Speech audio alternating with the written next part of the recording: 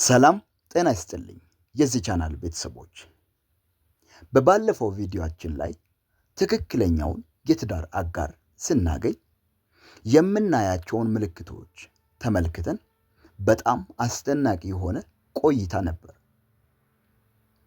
ይሁን እንጂ ብዙዎቻችሁ ትክክለኛውን ማወቅ ብቻ አይበቃም፣ የተሳሳትነውንስ እንዴት እንለይ? እኛስ ራሳችን ዝግጁ መሆናችንን በምን እናውቃለን? የሚሉ በርካታ ጥያቄዎችን አንስታችኋል። በዛሬው ቪዲዮአችን እንግዲህ ወደ ትዳር ለመግባት እያሰባችሁ ላላችሁም ሆነ በአሁኑ ሰዓት በትዳር ውስጥ ላላችሁ ወሳኝ የሆነ 4 ዋና ዋና እውነታዎችን በአንድ ላይ ይዘን ቀርበናል። ዛሬ የምናያቸው ነጥቦች፣ አንደኛ የተሳሳተ ወይም ትክክለኛ ያልሆነ የትዳር አጋር ምልክቶች ምንድን ናቸው? ወይም ከማን ጋር ነው መጋባት ያለብን? ሁለተኛ ለስኬታማ ትዳር በስነ ልቦና፣ በኢኮኖሚና በመንፈሳዊ ህይወት ራሳችንን እንዴት እንገምግም? ሶስተኛ ትክክለኛውን አጋር ለመምረጥ የሚረዱ 3 መጽሐፍ ቅዱሳዊ መመሪያዎች እና አራተኛ ላይ በትዳር ውስጥ ያሉ ሰዎች የሚሰሯቸውና በአስቸኳይ ማስተካከል ያለባቸው 3 የተለመዱ ስህተቶች ላይ እንወያያለን። ይህ ቪዲዮ ህይወታችሁን እና የወደፊት ትውልዳችሁን የሚቀይር በመሆኑ እስከ መጨረሻው እንድትከታተሉት እጋብዛችኋለሁ። ለቻናሉ አዲስ የሆናችሁ ደግሞ ሰብስክራይብ በማድረግ ቤተሰብ እንድትሆኑ እያሳሰብኩ ቀጥታ ወደ አንደኛውና ወደ ዋናው ነጥባችን እንለፍ። ፍቅር እውር ነው ይባላል።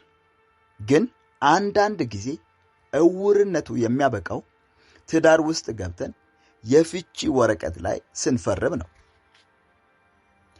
በትዳር ውስጥ ትልቁ ስህተት ነገ ይለወጣል በሚል ተስፋ ዛሬ የምታዩትን ትልልቅ ቀይ መብራቶችን ችላ ማለት ነው። ዛሬ በህይወታችሁ ካለው ወይም ሊመጣ ከሚያስበው ሰው ጋር ዘላቂ እና ደስተኛ ህይወት መምራት ትችላላችሁ ወይስ ህይወታችሁን ወደ ሲኦል እየቀየራችሁት ነው? በዚህ ቪዲዮ ልታስቡት የሚገቡ 7 የተሳሳተ የትዳር አጋር ምልክቶችን በዝርዝር እናያለን።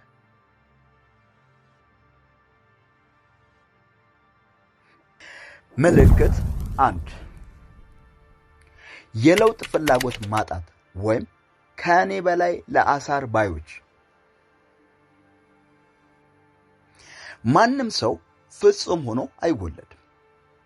ነገር ግን ስህተትን አምኖ ለመቀበል እና ለመታረም ፈቃደኛ ያልሆነ ሰው ለትዳር ፍጹም የተሳሳተ ሰው ነው። ሁልጊዜ ጥፋተኛው እርሶ ከሆኑ እሱ ወይም እሷ መቼም የማይሳሳቱ መላእክት ከሆኑ ይሄ ትልቅ አደጋ ነው። ትዳር የሁለት በሰሉ ሰዎች ጥምረት እንጂ አንዱ ሌላውን ሁልጊዜ የሚቀጣበት ትምህርት ቤት አይደለም። ምልክት 2 የገንዘብ አጠቃቀም ምስጢራዊነትና ራስ ወዳድነት። ገንዘብ ለፍቺ ከሚዳርጉ ዋና ዋና ምልክቶች አንዱ ነው። የእርሶ ገንዘብ የእኛ፣ የእሱ ወይም የእሷ ገንዘብ ግን የእኔ ብቻ የሚል አቋም ካለ፣ ወይም ደግሞ ገቢያቸውን፣ ዕዳቸውንና ወጪያቸውን ከሚደብቁ ከሆኑ ቆም ብለው ያስቡ። በትዳር ውስጥ ግልጽነት ከሌለ የትም መድረስ አይቻልም።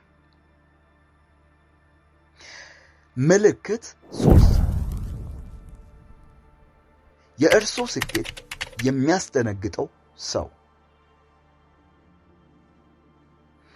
እውነተኛ ህይወት አጋር የእርሱ ስኬት ወይም የእሷ ስኬት ነው።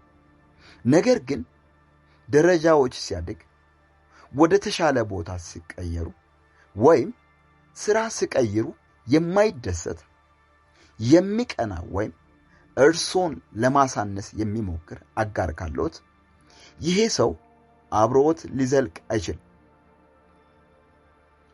ትክክለኛው አጋር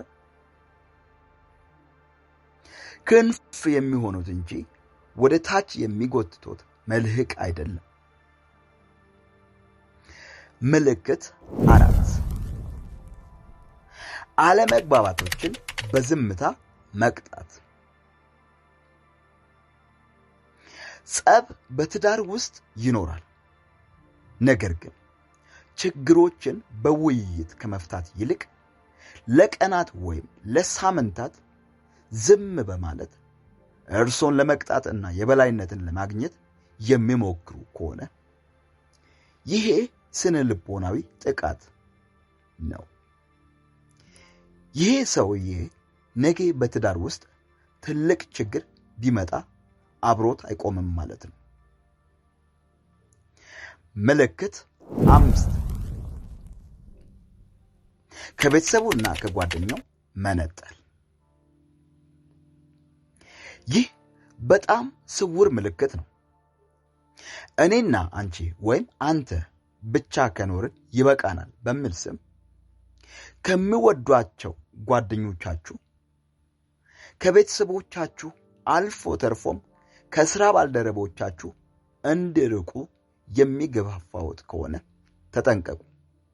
ይህ ፍቅር ሳይሆን እርሶን ብቻውን አስቀርቶ የመቆጣጠር ፍላጎት ነው። ምልክት 6 በምላስ መደለም፣ በተግባር መክሰር። ቃላት በጣም ርካሽ ናቸው። እወድሻለሁ ወይም እወድሃለሁ፣ ለአንተ ወይም ለአንቺ ስል ሕይወቴን እሰጣለሁ የሚል ቃላት በተግባር ካልታገዙ ትርጉም የላቸው። ቃላቸውና ተግባራቸው የማይገጥም ከሆነ ዛሬ የገቡትን ቃል ክዳን ነገ በትዳር ውስጥ እንደሚያፈርሱት ምንም ጥርጥር የለውም። ምልክት 7 መሰረታዊ የእሴቶች አለመጣጣም። ምን መሰላችሁ? ይኸውላችሁ የመጨረሻውና ትልቁ ምልክት ይህ ነው። በምግብ ምርጫ ወይም በፊልም ምርጫ አለመስማማት ችግር የለውም። ነገር ግን በሃይማኖት፣ በልጆች አስተዳደግ፣ በህይወት ዓላማና በሞራል እሴቶች ላይ ፍጹም የተለያዩ ከሆናችሁ ትዳሩ መውደሙ አይቀሬ ነው። በኋላ አስተካክለዋለሁ ብላችሁ ራሳችሁን አታታልሉ። ውድ ተመልካቾቼ፣ ማንም ሰው ፍጹም አይደለም፣ እኛም ጭምር። ነገር ግን እነዚህ 7 ምልክቶች በአንድ ሰው ላይ በብዛት ከታዩ ያ ሰው የእናንተን ህይወት ሊያበላሽ የመጣ የተሳሳተ ሰው መሆኑን ማወቅ አለባችሁ። ፍቅር ልባችሁን ሲማርከው አእምሮአችሁ መስራቱን ማቆም የለበትም። እናንተስ ከእነዚህ ምልክቶች መካከል በትዳር ወይም በፍቅር ህይወት ውስጥ ትልቅ አደጋ የትኛው ይመስላችኋል? በኮመንት መስጫው ላይ አጋሩ።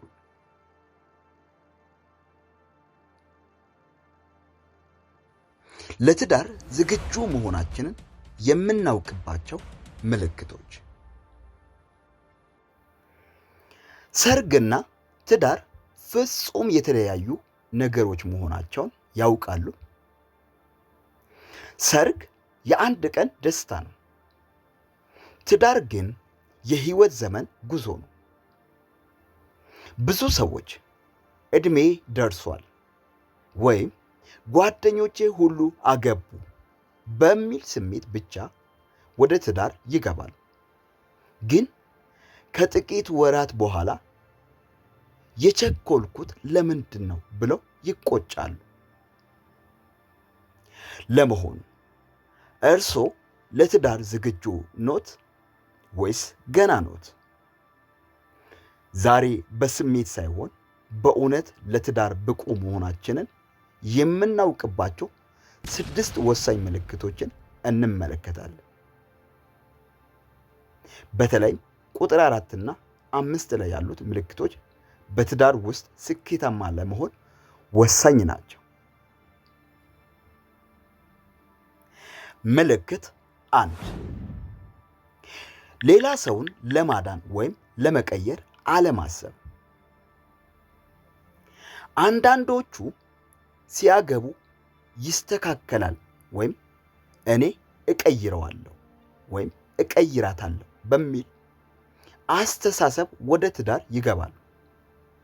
ነገር ግን እውነተኛ ዝግጁነት የሚመጣው ያንን ሰው ካለው ጥንካሬና ድክመት ጋር ሙሉ በሙሉ ተቀብያለሁ አብሬው ለመኖር ስወስን ብቻ ነው። ሰውን የመቀየር አባዜ ከሌሎት እርሱ ለትዳር ዝግጁ ኖት። ምልክት 2 ብቻቸውን መኖር የማይፈሩ መሆን። የሚገርመው ለትዳር ዝግጁ የሚሆኑት ብቻውን መሆኑን ሳይፈሩ ሲቀሩ ነው።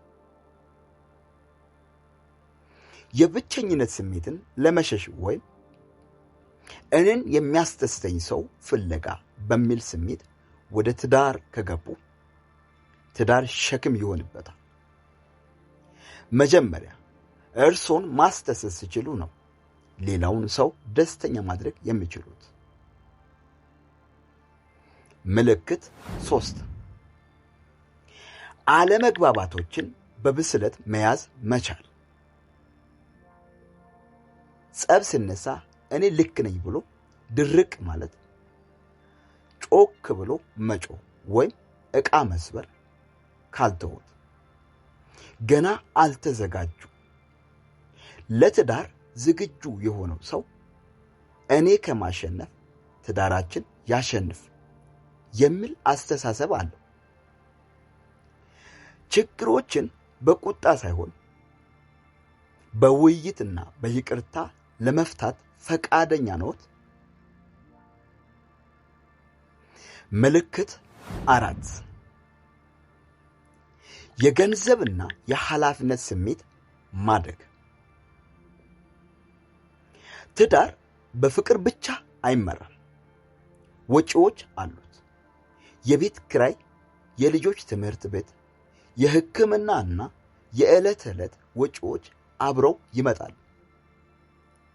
ለትዳር ዝግጁ የሆኑ ሰዎች ገንዘብን በኃላፊነት ማስተዳደር የጀመሩ፣ ስለ ቁጠባና ስለ ወደፊት ኢንቨስትመንት በግልጽ መነጋገር የሚችሉ ናቸው።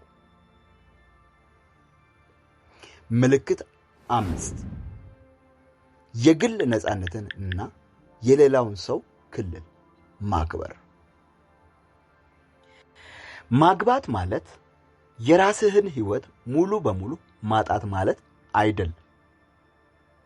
አጋሮ የግል ጊዜ፣ የራሱ ጓደኞች ወይም የራሱ የትርፍ ጊዜ ማሳለፊያ ሲኖረው የማይቀኑበት እና የማታስጨንቁት ከሆነ እናንተ በትዳር ውስጥ ጤናማ ግንኙነት ለመፍጠር በስነ ልቦና የበሰላችሁ ናችሁ ማለት ነው።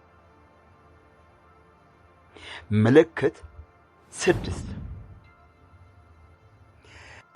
የትዳር ዝግጁነት የሚለካው ስለ ሰርጉ ቀን ሳይሆን ስለሚቀጥሉት 20 እና 30 ዓመታት ማሰብ ሲጀምሩ ነው። ልጆች እንዴት እናሳድጋለን? በችግርና በበሽታ ጊዜ እንዴት እንቆማለን? ዓላማችን ምንድነው?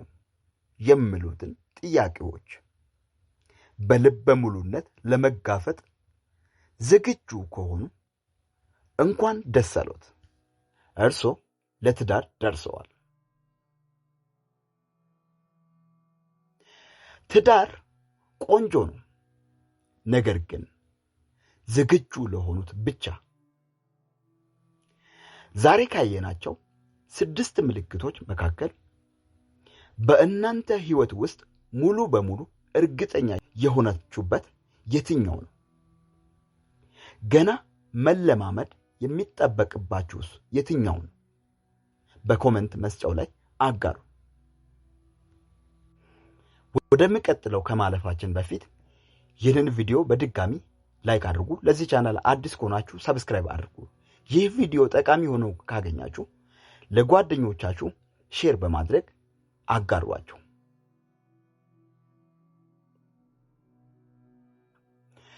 ትክክለኛውን የትዳር አጋር ለመምረጥ የሚረዱ 3 መጽሐፍ ቅዱሳዊ መመሪያዎች። ትዳር የሰው ልጅ ፈጠራ ሳይሆን የእግዚአብሔር ስጦታ ነው። ነገር ግን ዛሬ ብዙ ክርስቲያኖች በትዳር ምርጫ ስህተት ውስጥ እየወደቁ ሕይወታቸው ሲናወጥ ይታያል። ለምን ይመስላችኋል? ምክንያቱም ዓለም የሚነግረንን የስሜት ፍቅር እንጂ ቃሉ የሚነግረንን መለኮታዊ መመሪያ ችላ ስለምንል ነው። በሕይወታችሁ ሙሉ የማትቆጩበትን የእግዚአብሔር ፈቃድ የሆነውን ትክክለኛ የሕይወት አጋር ለመምረጥ የሚረዱ 3 የማይናወጡ መጽሐፍ ቅዱሳዊ መመሪያዎችን ዛሬ ይዤላችሁ መጥቻለሁ። በተለይ 3ኛው መመሪያ ዛሬ ብዙዎች የሚስቱትን ግን የትዳር መሰረት የሆነው ወሳኝ ነጥብ ነው። እስከ መጨረሻው አብራችሁን ቆዩ።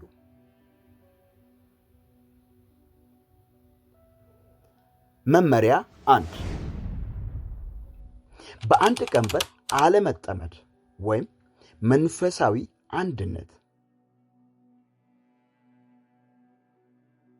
የመጀመሪያውና ዋነኛው መመሪያ በሁለተኛው ቆሮንቶስ ምዕራፍ 6 ቁጥር 14 ላይ የሚገኘው ነው። ከማያምኑ ጋር በማይመች ቀንበር አትጠመዱ ይላል። ይህ ማለት ስለ ሃይማኖት ስም ብቻ ማውራት አይደለም። ትክክለኛው አጋር ከእናንተ ጋር ተመሳሳይ የሆነ መንፈሳዊ ራዕይ፣ ለእግዚአብሔር ያለው ፍርሃት እና ክብር ያለው መሆን አለበት። አንዱ ወደ ቤተ ክርስቲያን ሌላው ወደ ዓለም የሚጎትት ከሆነ ያ ትዳር መነሻው መድረሻው ጦርነት ነው። ውበትና ገንዘብ ያልፋሉ፣ እግዚአብሔርን መፍራት ግን ዘላቂ ነው። መመሪያ 2 የልብ ማንነት መመልከት ወይም ከውጫዊ ውበት ባሻገር። ዓለም መጀመሪያ የሚያየው ውጫዊ ቁመናን፣ ልብስንና ሀብትን ነው። እግዚአብሔር ግን ልብን ያያል። አንደኛ ሳሙኤል ምዕራፍ 16 ቁጥር 7 ላይ ሰው ፊትን ያያል፣ እግዚአብሔር ግን ልብን ያያል ይላል። በትዳር ምርጫ ውስጥ የሰውየውን ወይም የሴትየዋን የመንፈሳዊ ፍሬ መመልከት አለባችሁ። ትዕግስት፣ ራስን መግዛት፣ ቸርነትና እውነተኛ ፍቅር ወይም በአንደኛ ቆሮንቶስ ምዕራፍ 13 ላይ የተጠቀሰው በሕይወታቸው ውስጥ ይታያል። ውበት ለጥቂት ጊዜ ያስደስታል፣ መልካም ስነ ምግባርም ግን ዕድሜ ልክን ያኖራል። መመሪያ 3 ፍቅራቸው መስዋዕትነት ላይ የተመሰረተ መሆኑን ማረጋገጥ። ይህ ዛሬ ብዙዎች የሚሸወዱበት ትልቁ ነጥብ ነው። መጽሐፍ ቅዱስ ስለ ትዳር ፍቅር ሲናገር እወድሻለሁ ለሚል ቃላት አይደለም። ኤፌሶን መጽሐፍ ምዕራፍ 5 ከቁጥር 25 ላይ ክርስቶስ ደግሞ ቤተ ክርስቲያንን እንደወደዳት ራሱንም ስለ እርሷ አሳልፎ እንደሰጠ ባሎች ሆይ ሚስቶቻችሁን ውደዱ ይላል። ትክክለኛው አጋር ራሱ ወዳድ ያልሆነ፣ በእናንተ ድክመት ጊዜ የሚታገስ፣ በችግር ጊዜ አብሮ ለመቆም ፈቃደኛ የሆነ እና መስዋዕትነትን መክፈል የሚችል ሰው ነው። ፍቅር ስሜት ብቻ ሳይሆን በየቀኑ የሚደረግ ውሳኔና ተግባር ነው። ውድ ተመልካቾቼ፣ እግዚአብሔር ለእናንተ ያዘጋጀው ሰው የእናንተን መንፈሳዊ ሕይወት የሚያለመልም እንጂ የሚያጠፋ አይደለም። ስለዚህ ከመወሰናችሁ በፊት በጸሎት ወደ እግዚአብሔር ቅረቡ፣ ቃሉን መርምሩ። ከእነዚህ 3 መጽሐፍ ቅዱሳዊ መመሪያዎች መካከል ዛሬ ባለንበት ዘመን ይበልጥ ትኩረት ሊሰጠው የሚገባው የትኛው ይመስላችኋል? የእናንተን ሐሳብ አሁንም በኮመንት መስጫው ላይ በድጋሚ ጻፉልኝ። እግዚአብሔር በትዳር ምርጫችሁ ማስተዋልን ይስጣችሁ።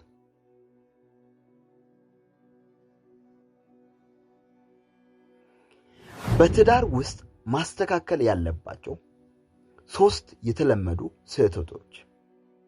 ጉዞ ነው። በዚህ ጉዞ ውስጥ ደግሞ ውጣ ውረዶች መኖራቸው አይቀሬ ነው። ነገር ግን አንዳንድ ጊዜ ሳናውቃቸው የምንሰራቸው ትናንሽ ስህተቶች በትዳራችን ላይ ትልቅ ጥላ ሊጥሉ ይችላሉ። ዛሬ በትዳር ውስጥ መስተካከል ያለባቸው 3 በጣም የተለመዱ ስህተቶች እና እነዚህን ችግሮችን እንዴት መፍታት እንደምንችል በሰፊው እንመለከታለን። ስህተት 1፣ ውጤታማ ያልሆነ ግንኙነት።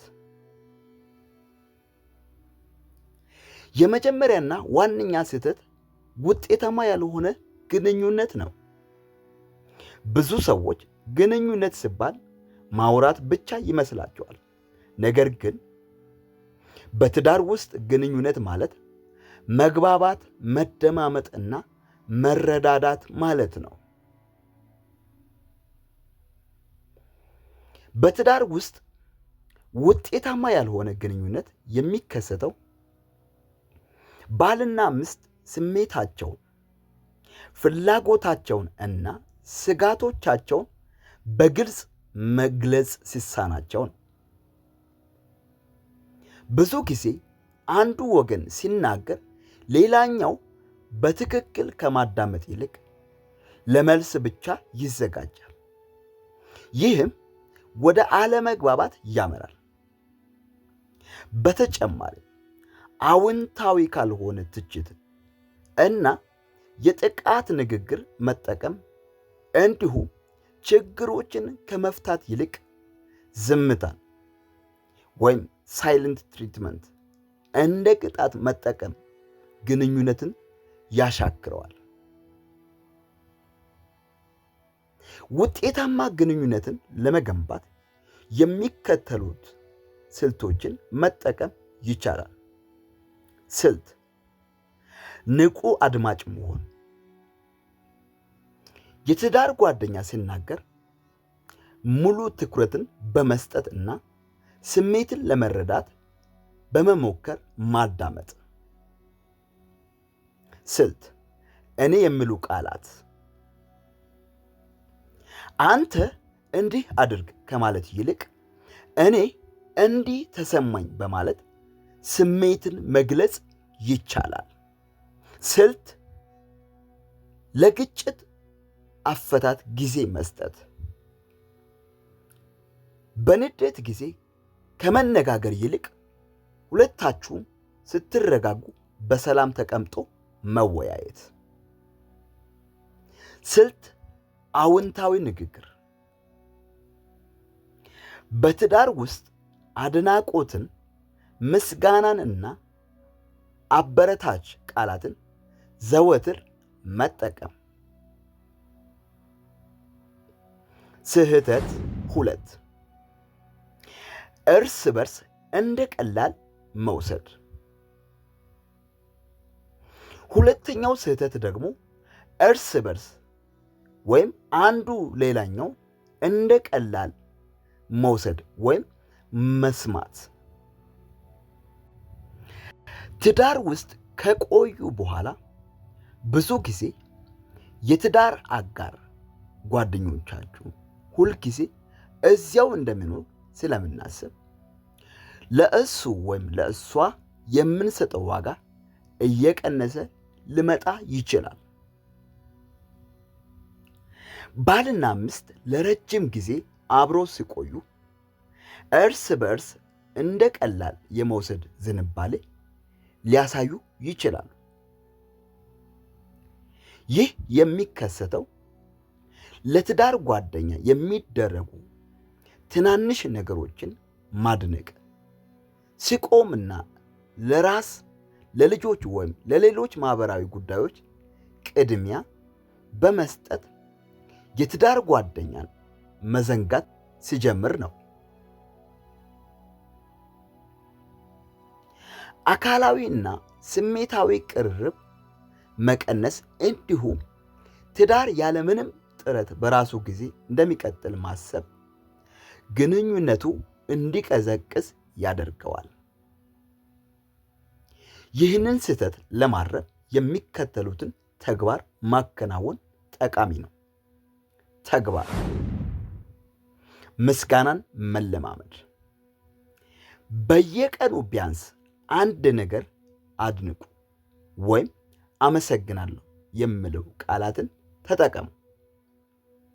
ተግባር ትኩረት መስጠት።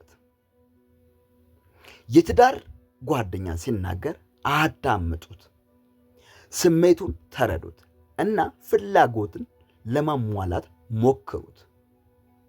ተግባር የፍቅር መገለጫዎች። የፍቅር ቃላትን መናገር፣ እጅ ለእጅ መያያዝ እና ትናንሽ የፍቅር ምልክቶችን ማሳየት። ተግባር ጥራት ያለው ጊዜ። በየቀኑ አብራችሁ የምታሳልፉበት ጊዜ መመደብና የጋራ ቀጠሮዎችን መያዝ። ስህተት 3 የገንዘብ አለመግባባትን ማስወገድ። ሶስተኛውና ብዙ ጊዜ ለትዳር መፍረስ ምክንያት የሚሆነው ስህተት የገንዘብ አለመግባባት ነው። ገንዘብ በትዳር ውስጥ ለብዙ ግጭቶች መንስኤ ሊሆን ይችላል። የገንዘብ አለመግባባት በትዳር ውስጥ ለብዙ ግጭቶች ዋነኛው መንስኤ ነው። ይህ የሚከሰተው ባልና ሚስት የተለያዩ የገንዘብ አጠቃቀም ልማድ ሲኖራቸው፣ ለምሳሌ አንዱ ቆጣቢ ሌላው አባካኝ ሲሆን እና ስለ ገቢ እንዲሁም ወጪ በግልጽ አለመነጋገር ሲኖር ነው። በተጨማሪ ለወደፊት የጋራ የገንዘብ እቅድ አለማውጣት እና ከቁጥጥር ውጪ የሆኑ ዕዳ ውስጥ መግባት በትዳር ውስጥ ከፍተኛ ጫና ይፈጥራል። የገንዘብ አለመግባባቶችን ለመፍታት የሚከተሉትን እርምጃዎችን መውሰድ ያስፈልጋል። እርምጃ ግልጽነትና ታማኝነት። ስለ ገቢ፣ ስለ ወጪና ስለ ዕዳ እርስ በርስ በግልጽ መነጋገር እና ምንም ነገር አለመደበቅ። እርምጃ የጋራ በጀት ማውጣት። አብራችሁ ተቀምጣችሁ ወርሃዊ በጀት ማውጣት እና ወጪን መቆጣጠር። እርምጃ የጋራ የገንዘብ ግቦች። ለወደፊት የጋራ ግቦችን ማውጣት ወይም ለምሳሌ ቤት መግዛት ወይም ለልጆች ማጠራቀም። እርምጃ የገንዘብ ቀጠሮ። በየጊዜው ስለ ገንዘብ ሁኔታዎች የምትነጋገሩበት ቋሚ ጊዜ መመደብ አለባችሁ። እርምጃ ባለሙያ ማማከር። ችግሩ ከባድ ከሆነ የገንዘብ አማካሪ ወይም የትዳር አማካሪ ማነጋገር መቻል አለባችሁ። ውድ ተመልካቾቻችን ዛሬ በትዳር ውስጥ መስተካከል ያለባቸው በዚህኛው ምዕራፍ 3 የተለመዱ ስህተቶችን ውጤታማ ያልሆኑ ግንኙነት እርስ በርስ እንደ ቀላል መውሰድና የገንዘብ አለመግባባትን እና መፍትሄዎቻቸውን ተመልክተናል።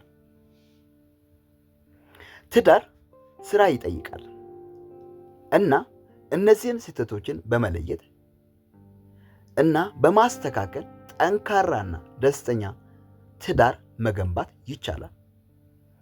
አስታውሱ፣ ፍቅር በመከባበር በመግባባትና ይቅር በመባባል የትዳር መሰረቶች ይሰራሉ። እነዚህን እሴቶች በህይወታችሁ ውስጥ ስትተገብሩ ትዳራችሁ የበለጠ ያብባል እና ይጠነክራል። ተመልካቾቻችን የተለያዩ በትዳር ውስጥ የሚከሰቱትን ችግሮችን ተመልክተናል። የትኛው እንደተመቻችሁ በየትኛው ቋት ውስጥ እንዳላችሁ ኮመንት ላይ መጻፋችሁ እንዳትረሱ። በድጋሚ ይህንን ቪዲዮ ላይክ በማድረግ እንደዚሁም ደግሞ ለዚህ ቻናል አዲስ ከሆናችሁ ሰብስክራይብ በማድረግ መከታተላችሁን እንዳትረሱ። እንደዚሁም ደግሞ ለሌሎች ይህ ቪዲዮ እንዲደርስ ሼር በማድረግ ይህንን አገልግሎታችሁን እንድትጋሩ በጌታ ስም እጠይቃችኋለሁ። የዛሬ ቪዲዮ ይህንን ይመስላል። እስከ መጨረሻው ከኔ ጋር ስለቆያችሁና ስለተከታተላችሁ አመሰግናለሁ። መልካም ቆይታ። በሚቀጥለው ቪዲዮ እንገናኝ። ቻው።